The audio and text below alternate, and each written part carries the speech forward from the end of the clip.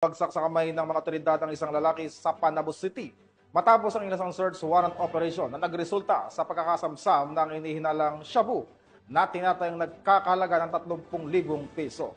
Nakatutok dyan si Patrolwoman Shaira Rose Aquino. Isang 44 anyos na lalaki sa ikinasang operasyon na pinangunahan ng mga operatiba ng Panabo Police Station noong hapon ng ika-13 ng Agosto sa Purok Nangka, Barangay Kagangohan, Panabo City. Kinilala ang suspect sa alias na Lar, isang barangay utility personnel.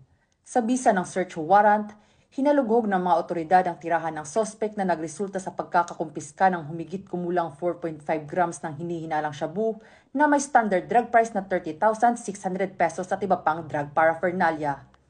Si Lar pansamantalang nakakulong ngayon sa nasabing istasyon at naharap sa kasong paglabag sa Republic Act No. 9165 o ang Comprehensive Dangerous Drugs Act of 2002.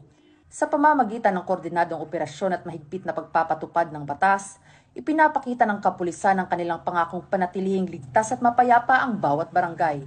Mula rito sa Police Regional Office 11, ako ang inyong PNN correspondent, Patrolwoman Shaira Rose Aquino, alagad ng batas, tagataguyod ng Balitang Pulis.